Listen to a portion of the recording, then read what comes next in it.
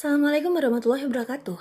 Kami dari kelompok 1, Agama Islam Kemuhammadiyaan 4, Fakultas Ekonomi, jurusan Akuntansi semester 5, Universitas Muhammadiyah Surabaya akan mempresentasikan tentang karya monumental umat Islam dalam IPTEX.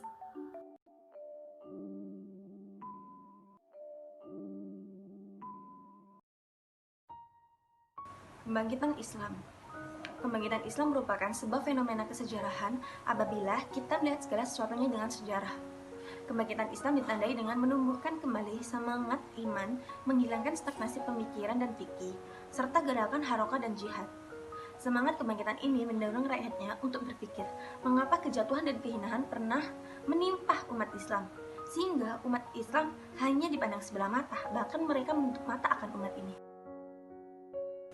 Sedangkan kaum muslimin pernah memiliki kejayaan di masa lalu, masa di mana Islam menjadi pusat sebuah peradaban modern, peradaban yang dibangun untuk kesejahteraan umat manusia di muka bumi ini. Masa kejayaan itu bermula saat Rasulullah mendirikan pemerintahan Islam, yakni Daulah Khilafah Islamiyah di Madinah. Di masa Khalifah Ar-Rasyidin, Islam sangat berkembang pesat. Sejarawan Barat beraliran konservatif dan Gamariwat menganalisa tentang rahasia kemajuan peradaban Islam saat itu. Ia mengatakan bahwa Islam tidak mengenal pemisahan yang kaku antara ilmu pengetahuan, etika, dan ajaran agama. Andalusiyah yang menjadi pusat ilmu pengetahuan di masa kejayaan Islam telah melahirkan ribuan ilmuwan dan menginspirasi para ilmuwan barat untuk belajar dari kemajuan IPTEX yang dibangun oleh kaum muslimin. Fakta sejarah menjelaskan bahwa Islam pada saat pertama kalinya memiliki kejayaan terdapat tokoh-tokoh seperti Ibnu Sina di bidang filsafat dan kedokteran, Ibnu Khaldun di bidang filsafat, sosiologi, dan aljabar, dan masih banyak lagi. Islam telah datang ke Spanyol dengan memperkenalkan berbagai macam ilmu pengetahuan seperti ilmu ukur, aljabar, arsitektur, kesehatan, filsafat, dan masih banyak cabang ilmu lain lagi. Khilafah Abbasiyah tercatat dalam sejarah Islam dari tahun 750 sampai 1517 Masehi atau 132 sampai 923 Hijriah. Diawali oleh Khilafah Abu Abbas As-Saffah dan diakhiri Khilafah Al-Mutawakkil Alailah. Dengan rentang waktu yang cukup panjang, sekitar 767 tahun, kekhilafahan ini mampu menunjukkan pada dunia ketinggian peradaban Islam dengan pesatnya perkembangan ilmu pengetahuan dan teknologi di dunia Islam. Kecanggihan teknologi masa ini juga terlihat dari peninggalan-peninggalan sejarah seperti arsitektur Masjid Agung Cordoba Blue Mosque di Konstantinopel atau menara spiral di Samara yang dibangun oleh Khilafah Al-Mutawakkil. Istana Alhambra Kash yang dibangun Seville, Andalusia pada tahun 913 Masehi, sebuah istana terindah yang dibangun di atas bukit menghadap ke kota Granada. Assalamualaikum warahmatullahi wabarakatuh. Perkenalkan, nama saya Kurniawati dari Prodi Akuntansi P2K semester 5. Di sini saya akan menjelaskan tentang karya monumental umat Islam dalam bidang IPTEX. Berikut ini adalah beberapa penemu atau ilmuwan muslim yang sangat berpengaruh terhadap ilmu pengetahuan yang hingga sekarang masih bermanfaat dan masih digunakan. Yang pertama yaitu Al-Khawarizmi, seorang ahli dalam bidang matematika, astronomi, astrologi, dan geografi yang berasal dari Persia, lahir sekitar tahun 780 di Khawarizm dan wafat sekitar tahun 850 di Baghdad. Yang kedua yaitu Ibnu Sina, seorang filsuf, ilmuwan, dan dokter kelahiran Persia, sekarang berubah menjadi Iran. Ia juga seorang penulis yang produktif yang sebagian besar karyanya adalah tentang filosofi dan kehidupan. Yang ketiga yaitu Jabir Ibnu Hayyan. Dia adalah seorang polimah terkemuka, kimiawan, ahli astronomi dan astrologi, insinyur, ahli bumi, ahli filsafat, ahli fisika, apoteker, dan dokter. Yang keempat, ada Al-Biruni. Dia adalah seorang matematikawan di Persia. Dia juga seorang astronom, fisikawan, sarjana, penulis di ensiklopedia, filsuf, pengembara, sejarawan, ahli geografi, ahli farmasi, dan guru. Dan yang terakhir ada Abu Al-Zahrawi, yaitu seorang pakar di bidang kedokteran pada masa Islam abad pertengahan. Karya terkenalnya adalah Al-Tasrif, kumpulan praktik kedokteran yang terdiri dari 30 jilid. Selanjutnya yaitu sebab-sebab kemajuan teknologi dan sains di masa-masa kejayaan Islam dalam bidang teks. Di samping secara eksternal, saat itu Barat tengah tertidur lelap dalam buayan teosentrisme dan alam pikiran yang jumud. Bahkan bangsa Barat saat itu dalam kondisi terbelakang. Islam mengalami kebangkitan intelektual dan kultural yang spektakuler dengan revolusi pemikiran dan budaya Islam yang bercorak beradaban baru, menyambung mata rantai peradaban sebelumnya. Islam yang kosmopolit, humanistik, kultural, dan saintifik yang puncaknya pada era Abbasiyah. Sebab-sebab kemajuan teknologi dan sains di masa-masa kejayaan Islam.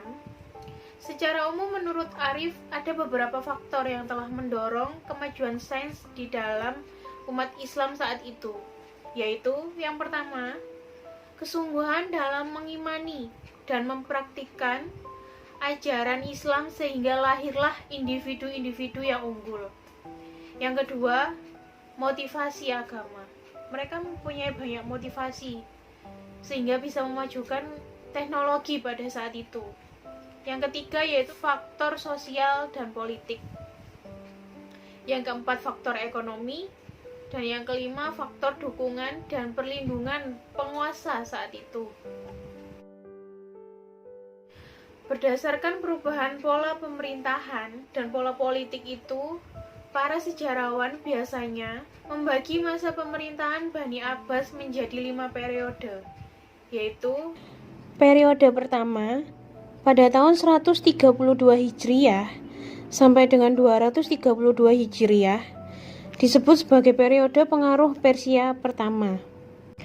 Periode kedua yaitu pada tahun 232 Hijriah sampai dengan 234 Hijriah disebut sebagai masa pengaruh Turki pertama. Periode ketiga pada tahun 334 Hijriah sampai dengan 447 Hijriah merupakan masa kekuasaan dinasti Buwaih dalam pemerintahan Khilafah Abbasiyah. Periode ini juga disebut sebagai masa pengaruh Persia kedua. Yang keempat, pada tahun 447 Hijriah sampai dengan 590 Hijriah merupakan masa kekuasaan dinasti Saljuk dalam pemerintahan Khilafah Abbasiyah. Biasanya disebut juga dengan masa pengaruh Turki kedua. Dan yang terakhir, periode kelima pada tahun 590 Hijriah sampai dengan 656 Hijriah merupakan masa khilafah bebas dari pengaruh dinasti lain, tetapi kekuasaannya hanya efektif di sekitar kota Baghdad. Sebab-sebab kemunduran umat Islam dalam ipteks. Pada masa kemunduran iptek di dunia Islam, kaum muslimin tidak lagi mempunyai semangat yang tinggi dalam menuntut ilmu. Bahkan, sebagian mereka menjauhkan diri dari ilmu pengetahuan karena dianggap sekuler dan produk barat. Menurut Profesor Dr. Abdus Salam, seorang ilmuwan muslim asal Pakistan, kemunduran ilmu pengetahuan dan teknologi di dunia Islam lebih banyak disebabkan oleh faktor-faktor internal umat Islam. Misalnya terjadi pemisahan dalam mempelajari ayat-ayat kauliyah dan ayat-ayat kauniyah. Kurang terjalinnya kerjasama antara ilmuwan muslim dan penguasa setempat untuk menjaga tradisi keilmuan di dunia Islam, dan sikap mengisolasi diri terhadap perkembangan iptek di dunia luar. Di zaman dewasa ini, perkembangan iptek di dunia Islam amat memprihatinkan. Berbagai penemuan ilmiah mutakhir seperti nuklir, cloning, dan kosmologi, meskipun tersirat secara simbolik dalam Al-Quran, tetapi yang menemukannya adalah orang-orang non-muslim. Demikian pula penemuan ilmiah di bidang lain. Kaum muslimin baru menyadari bahwa prinsip-prinsip ilmu tersebut telah diungkapkan dalam Al-Quran 15 abad yang lalu. Setelah ilmu tersebut ditemukan oleh ilmuwan-ilmuwan non-muslim, suatu fakta menunjukkan bahwa dewasa ini kaum muslimin senantiasa tertinggal dalam perkembangan ilmu pengetahuan dan teknologi dan datang terlambat menafsirkan ilmu tersebut dari kebenaran Al-Quran. Saat ini, perkembangan teknologi terus maju dengan pesat. Perkembangan teknologi sudah masuk ke era digital. Segala hal bisa menjadi lebih mudah dengan digitalisasi. Seperti yang tertulis pada Wikipedia, digitalisasi atau bahasa Inggrisnya digitizing merupakan sebuah terminologi untuk menjelaskan proses alih media dari bentuk tercetak, audio, maupun video menjadi bentuk digital. Digitalisasi dilakukan untuk membuat arsip dokumen, bentuk digital untuk fungsi fotokopi, dan untuk membuat koleksi perpustakaan digital. Digitalisasi memerlukan peralatan seperti komputer, scanner, operator media, sumber, dan software pendukung.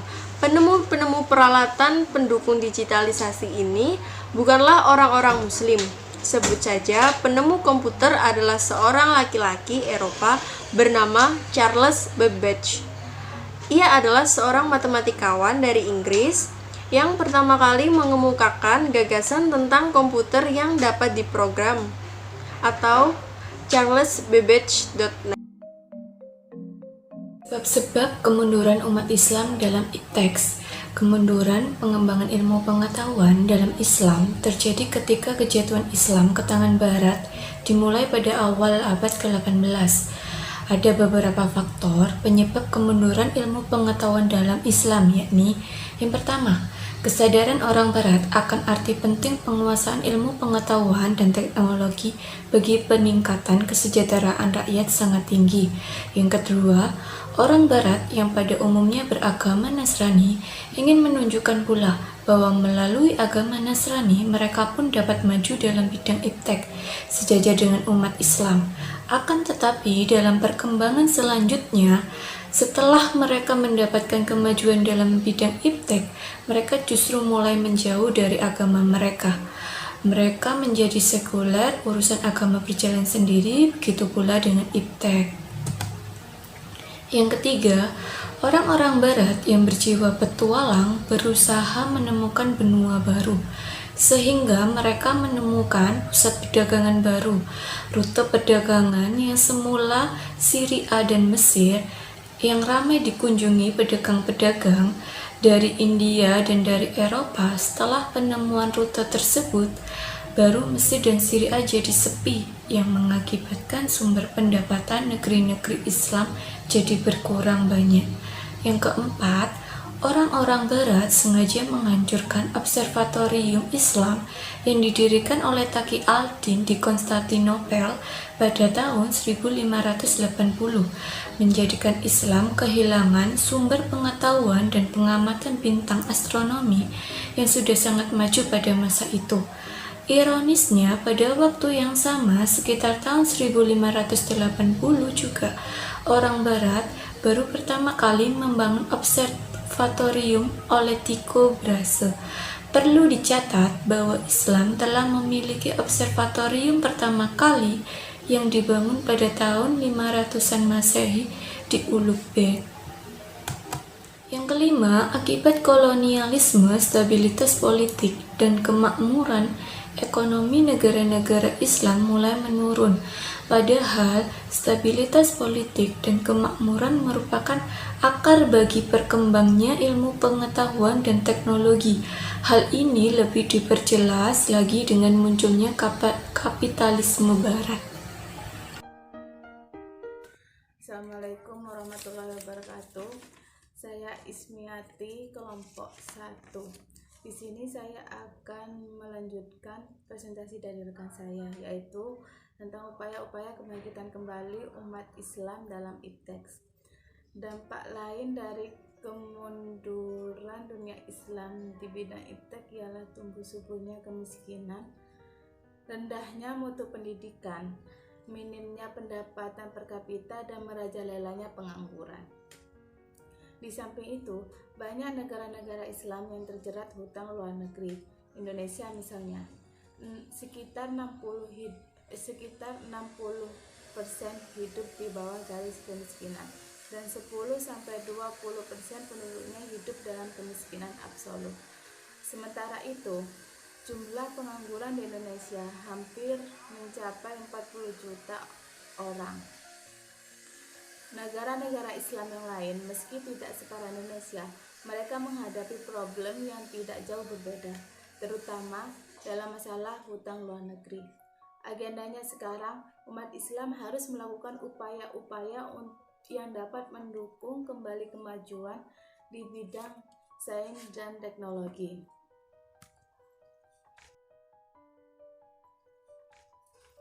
Adapun upaya-upaya yang seharusnya dilakukan oleh umat Islam seperti yang pertama, umat Islam memperlakukan satu sistem pendidikan Islam yang betul-betul bisa dijadikan rujukan dalam rangka mencetak manusia-manusia muslim yang berkualitas, bertakwa, dan beriman kepada Allah.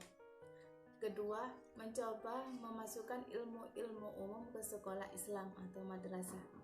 Ketiga, mengirimkan pelajar untuk mendalami ilmu pengetahuan dan teknologi atau iptek. Dan yang terakhir, adanya kontak Islam dengan Barat yang merupakan faktor penting yang bisa kita lihat. Adanya kontak ini paling tidak telah menggugah dan membawa perubahan paradigma umat Islam untuk belajar secara terus-menerus kepada Barat. Timbulnya pembaharuan pendidikan Islam baik dalam bidang agama, sosial, dan pendidikan diawali dan dilatar belakangi oleh pemikiran Islam yang timbul di belahan dunia Islam lainnya.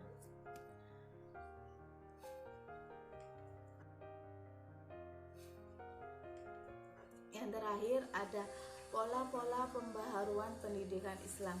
Setelah kita memperhatikan berbagai sebab kelemahan dan kemunduran umat Islam pada masa sebelumnya, dan dengan memperhatikan sebab-sebab kejayaan dan kekuatan yang dialami bangsa Eropa, maka kita bisa menggarisbawahi terjadinya pola pemikiran pembaharuan pendidikan Islam.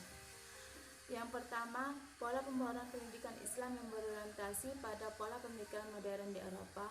Yang kedua, pola pembaharuan pendidikan Islam yang berorientasi dan bertujuan untuk pemurnian kembali ajaran Islam. Yang terakhir, pola pembaharuan pendidikan Islam yang berorientasi pada kekayaan dan sumber budaya bangsa masing-masing dan bersifat nasionalisme. Jadi, kesimpulan dari materi karya monumental umat Islam dalam iptek adalah kejayaan Islam pada masa dinasti Abbasiyah mencerminkan bahwa Islam adalah agama yang luar biasa. Bahkan Eropa pun seolah-olah tidak berdaya menghadapi kemajuan Islam terutama di bidang iptek. Walaupun pada akhirnya kejayaan Islam pada dinasti Abbasiyah telah berakhir dan hanya menjadi kenangan manis belaka. Kita sebagai generasi penerus harus senantiasa berusaha untuk menjadi generasi yang pantang menyerah, apalagi di zaman serba modern ini. Kemajuan iptek semakin sulit untuk dibendung. Sekian dari presentasi kelompok 1, kurang lebihnya kami mohon maaf. Wabillahi taufiq wal hidayah. Wassalamualaikum warahmatullahi wabarakatuh.